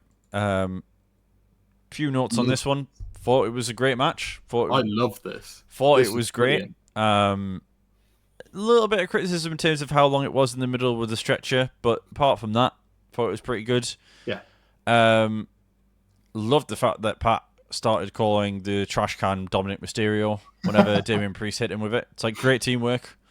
Not Damian Priest. Finn was hitting Priest with the trash can and calling it Dominic Mysterio. Again, pretty brutal. Puts Damian putting them both through a table. Finn got put on the stretcher. Rolls him back into the ring on the stretcher. I love this moment. Because, I'm literally watching Priest just wheel him down. I'm like, he's going to slow down, right? He doesn't slow down. Yeah. He throws it like a shopping trolley. Yeah. And then Finn just rolls into the ring, which is just incredibly well done. I've never seen something like that before. I thought that they did a really good job in actually selling the big moment that happened beforehand. One thing again with the pile driver or whatever that Owens did, WWE are so good at making big moves feel big and feel devastating, and they did it again even in the middle of a match here by putting him on the stretcher and stuff like that. But it also just showed that Priest might be the baby face, but he isn't scared to hurt people. Yeah. Because he takes him off the stretcher, he doesn't feel sorry for him, which I really really like. Yeah. But yeah, the roll into the ring was brilliant. And obviously resulted in Judgment Day interfering. Yeah, and sort of Carlito and JD coming in and start beating up Priest again. A few moments where it looked like Finn was going to pick up the win with a coup de grace from the top rope with the neck brace on. He's like, I thought that was great. Priest then kicked out. War Raiders then get rid of the Judgment Day lackeys to come to Damien's aid, and then you get Finn was about to run into the corner, but then Damien picks Finn up and hits the South of Heaven with a chair wrapped around his neck. Finn then puts a coup de grace through the table on Damien. Mm-hmm. Priest then puts Balor through the barricade. Yep. And then puts Balor through the last table with a razor's edge. Yeah. South of Heaven, 1, 2, 3. Are you following me so far? Good, because I've already lost it. But there you go. Priest wins, and again, I'm very happy when the main event of a show lives up to the hype of being a main event on a show, whether it's television or a pay-per-view. And I think this definitely, for me, was the match of the night. I think. Yeah, I agree. I love Penta's match, but I think overall, as the overall matches go, I think this was better for me. Yeah. So yeah, great show overall. I think for Raw, favored some storylines, added some intrigue to others. Was the perfect blend of that. Had some good matches in there as well. Interesting note: 2.5 hour runtime. Half an hour under what would usually happen if they were on cable TV. And one huge praise I have to say: everything flowed so well on this show from one segment to the other. It felt fast paced. It flew by. And I think this is a sign that the Netflix era is a very good thing, because the runtime doesn't matter. It doesn't matter you don't know when the show's going to finish. That's the ultimate thing. As a fan in the arena, as a fan at home, you don't know. And this was a perfect example of it, where you could just sit there and enjoy the match and you didn't know what was going to happen. I really like the fact that it's a flexible runtime. But I thought it was important to flag. No, absolutely. Again, it's something I probably should have written down, but I didn't probably notice it at the time. But again, the show flowed really nicely. I think sometimes the 3-hour shows do have a tendency to be a bit stop-start. Mm-hmm. Didn't really felt like that. It didn't really feel like a 2.5 hour show, which I think is the biggest compliment I can give it. Which I say with pay-per-views as well, when sometimes they're 3.5, 4 hours. Sometimes when they are done right, it doesn't feel like they're that long. So another tick in the box for them. So yeah, overall, pretty good week. 3 shows out of 4, I would say, were good. Yeah, 3 out of 4 were good. 3 out of 4 ain't bad. The other one we just pretend didn't happen. Yeah, we'll pretend about the Saturday one didn't exist. And then we'll come to the last segment of our podcast. We're going to do something a little bit different. Is this my little segment? What do you think it's going to be, Bragster? Oh, that segment. Right. Sorry, I forgot about that one. My bad. You forgot about that one? No, I didn't forget about that one. I'm only pulling you like. Right. Yeah. Tell the lovely people that are listening what this segment is. This is Taking the Pins Wrestler of the Week.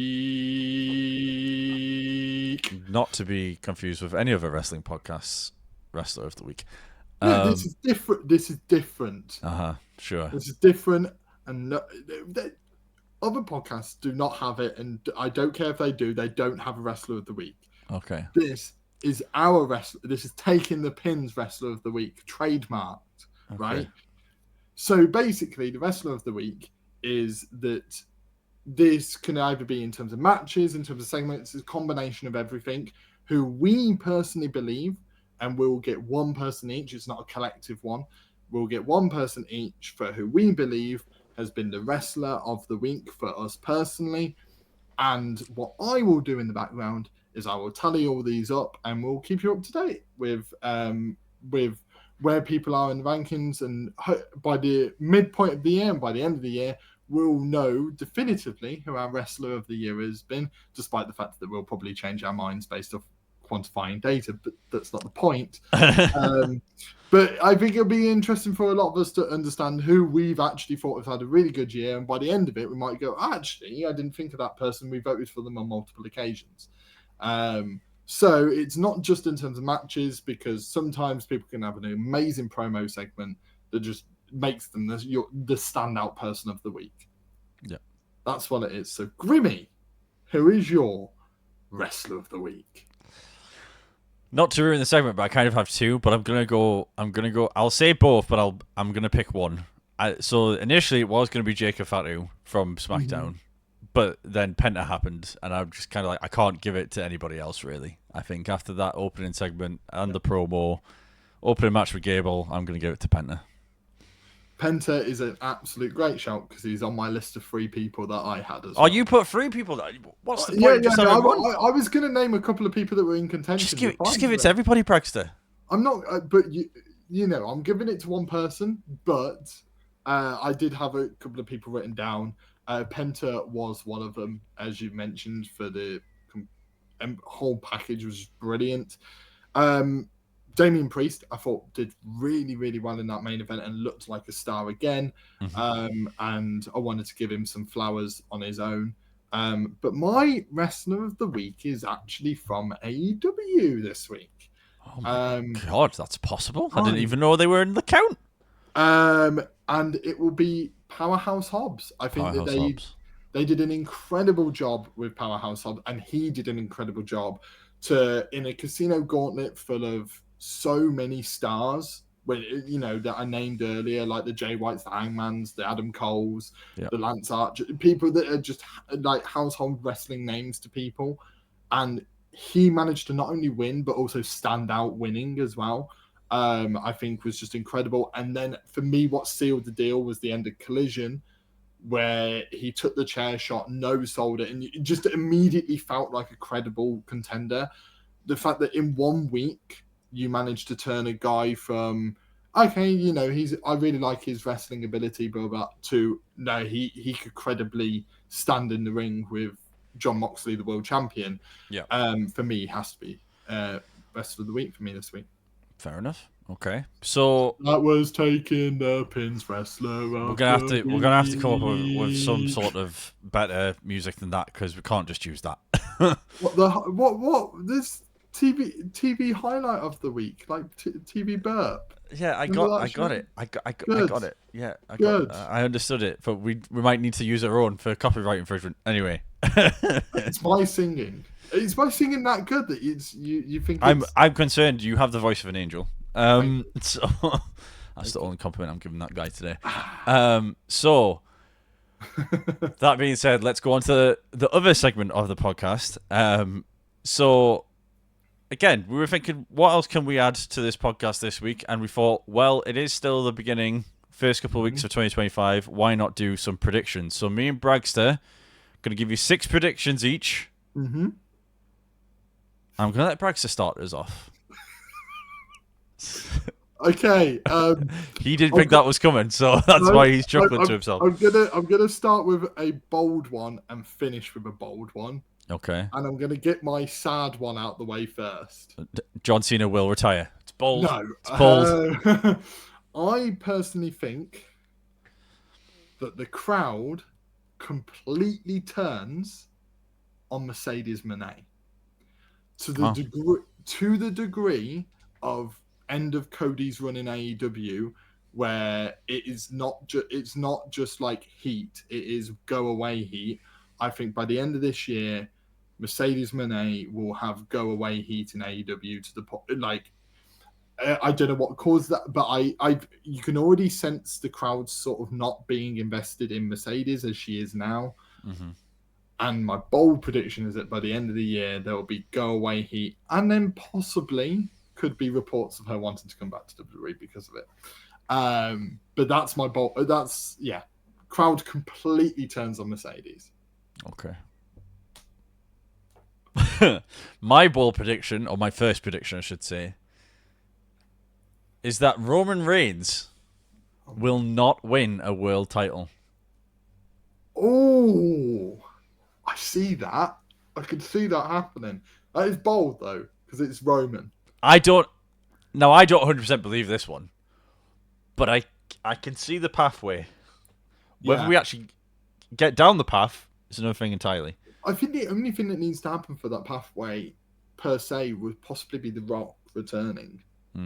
Because that takes him out of a big match at Mania. Yeah. And you can have him. But then you've still got SummerSlam, Survivor Series. Yeah, true. But yeah, good point. No, I like it. I like that one. Yeah. And again, whilst we're giving these, please consider leaving a comment down below and give us your predictions for the year. We'd love to hear your thoughts. Ours are. So your second one, Bragster. My second one actually refers to a man we've spoken about multiple times in this episode, and that's Penta. I wrote this, to clarify, before last night's Raw. It might not seem as bold now. Penta becomes such a star that WWE consider not bringing in Rey Fenix.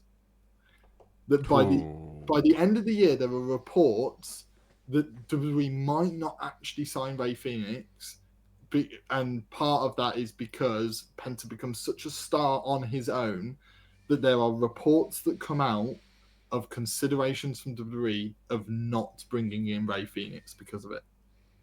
Interesting. Could happen. Could see that happening. Logan Paul. My favourite wrestler. He is good. I'm not going to lie. As a wrestler, he is good. As a human being, not so much. Logan Paul. Unfortunately, I think 2025 is going to be the year he wins a world title. Ooh, that is bold. Okay. Because I just think they had him at the Netflix premiere and they showed him on camera. He had two packages where he was basically saying, "This is all I'm doing now. I'm going fully into wrestling. I'm going to make sure people are aware that I'm doing this."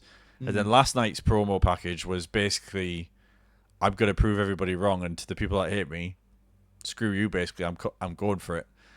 And there are multiple reports out there that he is in line for either a big match at Mania or a big run, essentially. So I do think that, as much as I wouldn't want to see it personally, he's probably going to get a world title. And I do think that is very possible. Well, world title is one that I'm like, I personally can't see it with how stacked the card is, but I can imagine it. Yep. That's the worrying thing, is you can close your eyes and be like, oh god, that is in the near future potentially. So no, I agree. Yep. Okay. So number 3 for you. Karrion Kross, Uncle Howdy, and Dominic Mysterio all win singles titles this year. Oh, that's a big call. Okay. Well, I thought going for one of them wasn't bold enough, so I put 3 in because I was like, it's not bold enough if I just go for one. I can see it with 2 out of 3 of those. Definitely can see it with 2 out of 3. I think Howdy's my risky one. I think Howdy is the risky one. Yes, I do agree with that one. Yeah, Howdy's my risky one. But I think that with the way Karrion Kross has been presented, I think that if he carries on as good as the promos, as good as the promos that he has been having, and the crowd are getting really into what he's doing. You could tell that by the Netflix premiere where he had the jokey segment with The Miz. He's showing he can do comedy as well as the serious stuff. I think that he's coming into his own. I think this could be the year of Cross. Dominic Mysterio, I think a lot of people will have it on their bingo cards for Dominic Mysterio to win a singles title this year. So I wanted him in there. And Uncle Howdy, I think at some point they've got to do something with the Wyatt Six. And I feel like they're gonna give the Wyatt Six something. Okay. I'm going with the singles title for Howdy, and it obviously being like the United States Championship. I would probably say it's for the Wyatt Six. I could see them getting the tag titles at some point. I think that's what most people will probably have on the Yeah. bingo cards. I think I see a world where, funnily enough, he actually takes it from Dominic because Dominic turned on his dad. So you have Dominic win the singles title. He turned on his dad. The Wyatts go for him. Howdy wins it. I could see it. Whether it happens or not, obviously, is the whole point is the bold predictions. Okay, fair enough. So my 7th prediction, which isn't counting in this 6, because again, it's because you mentioned Dominic. I've put down. It's not that bold, but I think this year is when he's a full babyface again. But he becomes like he doesn't become like the super smiley. Everybody loves me babyface. I think he's like more like the Eddie Guerrero sort of bit of a rogue, bends the rules a little bit. Yeah, does that sort of thing. But we'll see. Again, that didn't count. So I've had Roman won't win a world title. I've had Logan's going to win a world title. Finn Balor, one of Dominic's mates. Let's go to him next, shall we? I think Finn Balor is going to have the run that he deserves this year. I think he's going to be a prominent guy. I think he's going to be like the Jey Uso of last year, who went from being sort of that mid-lower card guy or tag team guy to being up there in the top picture by the end of the year. And I think Finn's going to have the year that he's deserved, really, ever since he had that bumming injury in SummerSlam in 2016. So fingers crossed this is the year for him anyway. No, I can do. Yeah, I mean, he's and almost anyone from the Judgment Day. You feel like we've already seen Rhea and Damian make that rise. Everyone's predicting Dominic to make that rise. Sort of the only other prominent person from the start of that Judgment Day thing is Finn, and sooner rather than later, you got to think they're going to pull the trigger. Yeah, absolutely. So the next one is Malachi Black, Ricky Starks, and Joe Hendry. All time for WWE this year. Oh, I like that a lot. All of them. Oh, see, mine are nearly not as bold as yours. I think mine are like very, very been in the freezer for 2 years, kind of cold. Yeah, I could see all 3 of those happening. All of them happen. I think Malachi will happen. I definitely think Hendry's going to happen. Whether Starks happen because there's some sort of AEW convoluted contract nonsense, I don't know. But I definitely think that it could happen. And what a time to be alive if it does. Right, so those 3 are on your list to sign. That's good. I've got 3 left. Let's go with Sheamus. We mentioned him before. I think Sheamus will get his Grand Slam this year. Oh, I was really concerned you were going to go the other way. No, I've been quite kind with mine, other than Roman. A lot of people getting things they deserve, apart from Roman, apparently. Sheamus will get his Grand Slam. Probably going to be Mania. It's a big moment in it. Be nice for him. Be nice. But yeah, I think Sheamus will get his Grand Slam. I hope so. I really, really hope so. Yep.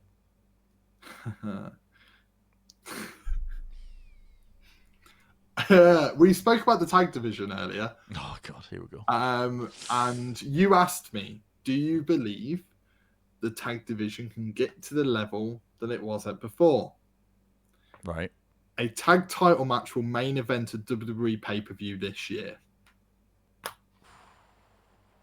It will main event a pay-per-view for the first time since WrestleMania 39 this year. Interesting.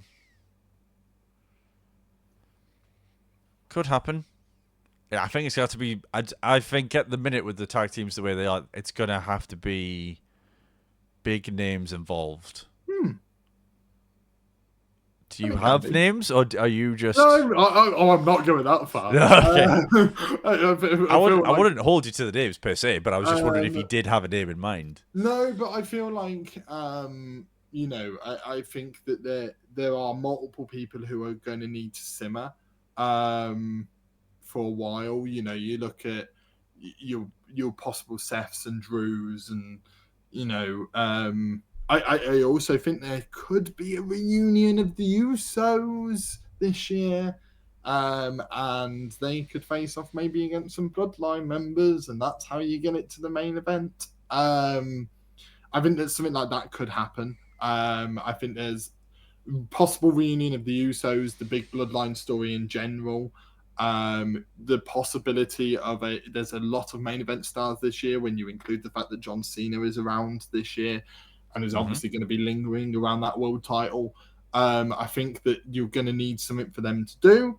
Yep. I think you could possibly have a couple of them almost like a 2-man power trip type thing happen, and then it ends up main event in the pay-per-view. Okay. I was going to go with a tag match, but then we had that literally 2 months ago with Roman and Cody. So I've added the title. Okay. And that's 5 for you, isn't it? That's 5 for me. Okay. Yeah. Right. So this one's a bit more convoluted. Okay. There's a few lanes, basically. You'll get it why. So, John Cena's going to win his 17th title. That's a given. I don't think that's that bold. It's not bold. It's not bold. Mm-hmm. The person to take the title off John Cena will be Drew McIntyre. Ooh. I also believe John Cena will not only win his 17th title, but I think he'll win the Intercontinental title as well. Ooh. Big match on his back, baby. Oh, I like it. I like the fact you like clearly even thought, okay, I think he's going to win the world title and I think he's going to win the Intercontinental. But that's not bold enough. So you've added who will take the title from... Well, obviously it could be anybody, but I just think in terms of like, if you want a proper heel to go against, I don't think there's many better at the minute in the company than Drew McIntyre. No. Finn might get there. KO could be in that picture, but I think in terms of giving someone their due and their big moment, there's no bigger than taking Cena's final title off him or final world title off him. So there we go. There's my number 5. Up the stakes a little bit with that one. I like it. I like how you did up the stakes. You did up the stakes. Look, here you go. You go with your last one then. Well, my face went almost white when you said John Cena because my last one also revolves around John Cena. This is bold. Oh, God. John Cena wins Money in the Bank, cashes in on CM Punk, and goes into the crowd and waves goodbye and blows the kiss. He does the full-blown thing that CM Punk did to him, obviously apart from the cash, but he cashes in on Punk at any pay-per-view and then blows the kiss as he goes into the crowd because the crowd are going to go berserk because he's going to have won his 17th. That would be pretty cool. And I have a feeling Cena cashes in, not the Cena way. Okay. Fair enough. But I've just put he wins Money in the Bank, cashes in on Punk because there's potential that they don't have him. They have him do it the Cena way where he cashes in advance. Right. Okay. And then he blows the kick. But ultimately, it's the combination of wins Money in the Bank, cashes in on Punk, blows the kiss as he goes into the crowd that are going mental. Okay. Fair enough. With his 17th title. Okay. That's fair. I've just thought of something actually. No. That's okay. It's okay. Don't worry. My prediction's fine. So, well, probably not. But London. Oh. Lots of rumours that London might get a WrestleMania. I think in 2026, London might not necessarily get a WrestleMania, but I think London will get one of the big... Obviously, it's not going to get Royal Rumble because Saudi Arabia before someone says it in the comments. But I think London will get one of the big 4 pay-per-views in 2026. Whew. I'd love it to be Mania, but I think it'll be SummerSlam. See, if it's one of the big 4, I want it to be SummerSlam the least. Because War Games, Royal Rumble, or Mania are way more exciting. But yes, either way, a Big Four is incredible. That's bold. That is bold. I just think a lot of people have forgot about the fact that he met Sadiq Khan a few months back, and it's kind of just everyone's kind of gone, yeah, nothing really came of that. They went to meet him in person. I don't think they come away from that not having something in the pipeline. And it may well end up just being another Money in the Bank, or it might end up being a little pay-per-view, or smaller pay-per-view, or a Saturday night's main event, or something like that. Maybe it is something like that. But a man can dream. And a man would like to go to a big WWE pay-per-view without having to cross the ocean. Let's make 2025 the year, baby. Or 2026 the year, I guess, because they're announcing it this year, but for next year. Yeah. You get my point. I got it. Yeah. So, I don't have anything else to add on top of that. Do you have any other predictions that you haven't given us? No, those are pretty much. I spent time on the tube on my way to wrestling training, literally typing them all out, going, Jesus, like, okay, this is gonna happen. This is gonna happen. This is gonna happen. But yeah, I think there are some bold ones, but I think that they're bold while also being realistically able to happen. There's not like bold to the degree of like The Rock comes back, he wins the Rumble, he wins the title, he holds it for an entire year, he takes the company ransom. It's just like to a degree where it's just like that's just not going to happen. They are bold, but also Rock comes back and wins the Rumble. Please no. But yeah, they're bold enough, but where they can happen. So hopefully, other people have just as bold predictions that they can put down in the comments for us to ponder over. Yes, it'd be certainly great to hear your guys' views. Maybe if there's enough of them, we might be able to do a video on those as well. That'd be great to see. That'd be great. So, with that being said, we'll leave it for episode 2 of the Taking the Pin podcast. If you've made it to the end or listened to any part of the show, thank you very much. We greatly appreciate it. If you haven't, why not consider hitting the subscribe button on YouTube or the follow button or whatever button it is where you can get this content every week, whether it's here, Spotify, or wherever you listen. We'd greatly appreciate it. Leave a review, leave a comment. Listen next week, more importantly. I think that would be quite nice. Follow us on our socials. We're everywhere now. Why bother? We're everywhere. It's all in the description. You follow us anywhere. You can find the rest of our links. We're everywhere. Why do it? We're everywhere. Yeah. Kind of like a disease. We're like a leech. Won't go away. No. And after nearly 2 hours, it's probably the right time to go away. So we shall leave it there. Anything else to add, Bragster? No, just thank you again for joining us. Make sure to leave all of your bold predictions in the comments. And as Grimmy said, like, share, just tell your mums, your dads, your grannies, your friends, your family, all of them about us, because we are not going away anytime soon. So maybe not George, though. Leave George out of it. Yeah. Don't tell George. No, don't tell. No. No one likes a George. No one likes Georges. No one likes George. Anyway, we'll love you and leave you, and we'll see you on the next one, guys. Thanks so much for watching. See you soon.